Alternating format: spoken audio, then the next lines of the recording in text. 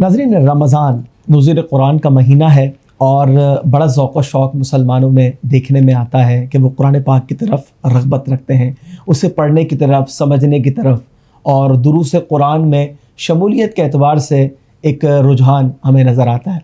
لیکن بات یہ ہے کہ کیا ہر شخص سے ہم قرآن پاک سمجھ سکتے ہیں یا نہیں؟ اس پر آج ہم گفتگو کریں گے اور بڑی اہم گفتگو ہوگی انشاءاللہ، اور بہت کچھ سیکھنے کو ملے گا۔ یہ یاد رکھیے، کسی بھی چیز کو دیکھنے کے لیے ہمیں دو طرح کی روشنیاں، دو طرح کے نور درکار ہوتے ہیں۔ ایک وہ نور جو ہماری اپنی آنکھوں میں ہوتا ہے، یعنی کوئی شخص اگر نابینا ہو تو اسے نظر نہیں آتا، باوجود وہ چیز موجود ہوتی ہے۔ اور اسی طریقے سے ایک وہ نور، ایک وہ لائٹ ہمیں چاہیے جو خارجی طور پر ہو، مثال کے طور پر یا تو سورج کی روشنی ہوگی یا کوئی مصنوعی لائٹ ہوگی۔ اگر انتہائی گھپ اندھیرا ہو تو باوجود اس کے کہ آنکھوں میں نور تو ہے لیکن وہ چیز پھر بھی نظر نہیں آ رہی، حالانکہ موجود ہے۔ وجہ یہ ہے کہ خارجی نور، روشنی نہیں ہے۔ اب قرآن پاک کو سمجھنے کے لیے بھی دو نور چاہیے۔ یاد رکھیے کہ قرآن میں فی نفسی ہی تو نور موجود ہے، لیکن اب وہ کیسے نظر آئے گا؟ تو اس کی دوسری روشنی دل کے اندر ہوتی ہے۔ جب تک دل کے اندر وہ نورانیت نہ ہو جو رسول پاک صلی اللہ علیہ وسلم کی محبت کی، آپ کی الفت کی نورانیت ہے، تب تک قرآن بھی نہیں سمجھا جا سکتا۔ اور بڑی واضح سی مثال ہمارے سامنے کفار کی ہے کہ جن کے سامنے قرآن موجود تھا، صاحب قرآن بھی موجود تھے، وہ عربی بھی جانتے تھے، لیکن اس کے باوجود قرآن کی نورانیت ان کے دل میں اتر نہ سکی۔ اسی طریقے سے اگر جس شخص کے دل کے اندر محبت مصطفیٰ صلی اللہ علیہ وسلم موجود نہ ہو تو پھر اس کے دل میں بھی قرآن کا نور ہرگز نہیں اتر سکتا۔ لہٰذا قابل غور بات یہ ہے کہ اگر ہمیں کسی درس قرآن میں شرکت کرنی ہے، قرآن پاک کو سمجھنا ہے، تو اس محفل میں شرکت کا معیار کیا ہونا چاہیے؟ جی علامہ صاحب۔ سبحان اللہ، آپ نے بڑی پیاری مثال کے ذریعے قرآن کے نور ہونے کو بیان کیا۔ واقعتاً قرآن جو ہے ایک سمندر کی طرح ہے، اور سمندر میں موتی بھی ہوتے ہیں، جواہرات بھی ہوتے ہیں، لیکن ہر غوطہ خور جو ہے ان موتیوں تک نہیں پہنچ پاتا۔ کیا بات! یہ لازم نہیں ہے کہ جو بھی شخص سمندر میں اترے اور وہ موتی جو ہے وہ نکال کر لے آئے۔ آپ نے محفل درس کی بات کی کہ ہم جب کسی درس کی محفل کو منتخب کریں تو کون سی ایسے عوامل ہونے چاہیے جو ہمارے پیش نظر ہوں۔ میں یہ عرض کروں گا کہ صرف درس نہیں، بلکہ کسی کتاب کو منتخب کرنا ہو، کسی دوست کو منتخب کرنا ہو، صحبت کے لیے کسی کو منتخب کرنا ہو، کسی کو اپنا استاذ بنانا ہو، کسی کو اپنا پیر بنانا ہو، کسی کو اپنا رہبر بنانا ہو، کسی کو اپنا قائد بنانا ہو، تو ان سب چیزوں کے لیے میں ایک قاعدہ عمومی بیان کر دیتا ہوں، جامع اصول۔ جی، جامع اصول بیان کر دیتا ہوں جو ہر جگہ کام آئے گا۔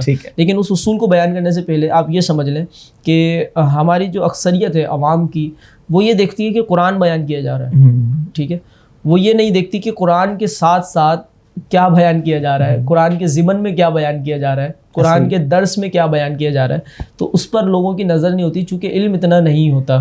تو اس حوالے سے یہ یاد رکھیں، ایک حدیث پاک ہمیں ملتی ہے کہ حضرت ابو ہریرہ رضی اللہ تعالیٰ عنہ کو رسول اللہ صلی اللہ علیہ وسلم نے ایک مال پر نگران مقرر کیا۔ حضرت ابو ہریرہ رضی اللہ تعالیٰ عنہ رات میں یہ دیکھتے ہیں کہ ایک شخص آتا ہے اور وہ غلہ جو ہے وہ بھرنا شروع کرتا ہے، تو حضرت ابو ہریرہ اسے پکڑ لیتے ہیں اور وہ بڑی جو ہے معذرت کرتا ہے، معافی مانگتا ہے، اور جو ہے بڑی جو ہے انکساری کا اظہار کرتا ہے۔ حضرت ابو ہریرہ کو رحم آ جاتا ہے اور اس کو چھوڑ دیتے ہیں۔ پھر رسول اللہ صلی اللہ علیہ وسلم کی بارگاہ میں جب صبح حاضری ہوتی ہے تو حضور خود پوچھتے ہیں کہ رات کے چور کا کیا ہوا؟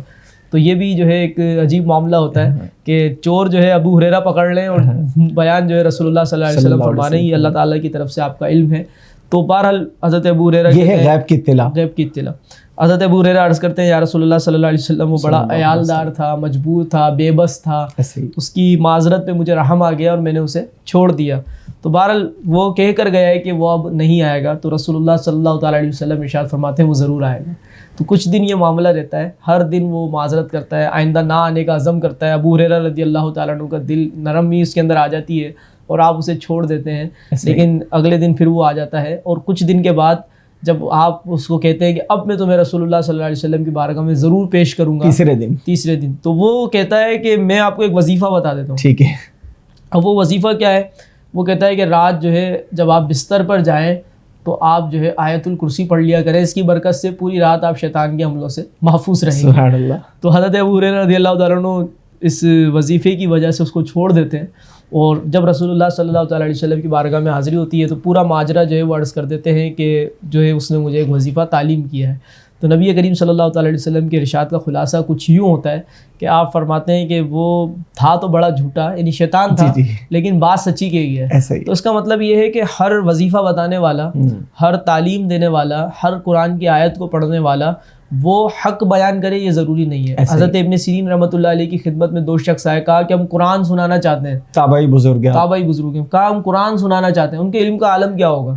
حضرت ابن سیرین رحمۃ اللہ علیہ کہ امام معبرین جو ہے آپ کو کہا جاتا ہے، اور بڑے علم والے تھے. تو آپ نے فرمایا کہ میں تم سے قرآن سننا نہیں چاہتا. یہ نہیں فرمایا میں قرآن سننا نہیں چاہتا، تم سے قرآن سننا نہیں چاہتے، یہ تم بڑا معنی خیز ہے. تو انہوں نے کہا کہ ہم جو ہے چند آیتیں آپ کو سنانا چاہتے ہیں، چند آیتیں ہم سے سن لیں، زیادہ قرآن نہ سنیں، چند آیتیں سن لیں. تو آپ نے فرمایا کہ تم اس مجلس سے جاتے ہو یا میں اس مجلس سے چلا جاؤں، یعنی کوئی اس میں کمپرومائز نہیں ہے، کوئی اس میں راستہ نہیں ہے کہ میں تم سے قرآن سنوں. تو بہرحال وہ اٹھ کر چلے گئے. تو آپ کے شاگرد جو وہاں موجود تھے وہ حیران ہوئے کہ حضور قرآن تو ایک ایسی چیز ہے کہ جس میں کوئی رد و بدل نہیں کر سکتا، اگر وہ قرآن کی آیت میں کچھ چینج کرتے تو ہم انہیں پکڑ سکتے تھے، تو آپ نے ان سے قرآن کیوں نہیں سنا؟ تو آپ نے فرمایا کہ وہ بد مذہب تھے، یعنی ان کا عقیدہ درست نہیں تھا. اب جب وہ قرآن سناتے تو قرآن کے ضمن میں اپنا غلط عقیدہ بھی جو ہے وہ بیان کرتے. ٹھیک ہے، قرآن کے ضمن میں وہ ایسی باتیں داخل کر دیتے، قرآن کی تفسیر میں ایسی باتیں داخل کر دیتے کہ جس سے میرا عقیدہ خراب ہو جاتا، میرے دل میں وہ بات بیٹھ جاتی تو شیطان جو ہے وہ مجھے راہ حق سے ہٹا دیتا. تو اس پر ہمیں غور کرنا چاہیے کہ ایک اتنا بڑا امام جو ہے وہ قرآن سننے میں اتنی احتیاط کر رہا ہے کہ کہیں کوئی وسوسہ میرے دل میں نہ بیٹھ جائے کہ جو قرآن کی ضمن میں، قرآن کی تفسیر میں بیان کرنے والا اپنے غلط عقیدے کو میرے اندر منتقل نہ کر دے. تو آپ قرآن نہیں سن رہے، اور آج ہمارے علم کا عالم کیا ہے، اور ہم ہر مجلس میں جو ہے وہ جا کر قرآن سننے کے روادار ہیں کہ بھائی قرآن نہیں تو سننا ہے. وہ اصول جو قرآن کی تفسیر سننے سے پہلے پیش نظر رکھنا چاہیے، قرآن کی تفسیر پڑھنے سے پہلے پیش نظر رکھنا چاہیے، دینی کتابوں کو پڑھنے سے پہلے پیش نظر رکھنا چاہیے، کسی شخص کے ساتھ صحبت اختیار کرنے سے پہلے ہمیں پیش نظر رکھنا چاہیے. وہ جامع اصول یہ ہے کہ ہم اپنے دل کی حالت پر غور کریں کہ ہمارے دل کے اندر نبی کریم صلی اللہ تعالیٰ علیہ وسلم کی جو محبت ہے، اگر اس درس قرآن کی نشست میں شرکت کے بعد، اس کتاب کے مطالعے کے بعد، اس شخص کی صحبت کے بعد، کسی مجلس کے بعد ہمارے دل میں محبت رسول میں کمی آ رہی ہے، ہمارے دل میں ادب رسول میں کمی آ رہی ہے، رسول اللہ صلی اللہ تعالیٰ علیہ وسلم کے ساتھ تعلق کمزور ہو رہا ہے، یا جو ہے ہمارے اندر وسوسے پیدا ہو رہے ہیں، سوالات پیدا ہو رہے ہیں، تو ہمیں اس درس قرآن کی مجلس کو ترک کر دینا چاہیے، اس کتاب کو بند کر دینا چاہیے، اس شخص کی صحبت کو چھوڑ دینا چاہیے. کیونکہ ایمان سب سے بڑی قیمتی چیز ہے ہمارے پاس. تو جہاں 2 نور جمع ہوں گے وہیں جو ہے قرآن سے فیض یقیناً حاصل کیا جا سکتا ہے، قرآن کا نور جو ہے وہ منتقل ہو سکتا ہے. آپ کی بات سے میں ایک آخری ناظرین خلاصہ یہاں پر یہ عرض کروں گا جو کہ میرا اپنا مشاہدہ ہے. بہت سے ایسے لوگوں کو میں جانتا ہوں جو پہلے نعتیں پڑھا کرتے تھے، لیکن اس چیز کی رعایت نہ کرنے پر، یعنی محبت رسول کی اہمیت کو انہوں نے نظر انداز کیا اور چلے گئے ان لوگوں کے ساتھ کہ جن کے پاس رسول اللہ صلی اللہ علیہ وسلم کی ثنا خوانی کے لیے کوئی اسپیس نہیں ہے. تو پھر گزرتے وقت کے ساتھ دنیا نے دیکھا کہ وہ تمام چیزوں کو چھوڑ چکے ہیں. لہٰذا ہمیں اس بارے میں سنجیدگی کے ساتھ غور و تفکر کرنا ہوگا کہ ایمان کا مسئلہ کوئی معمولی معاملہ نہیں ہے.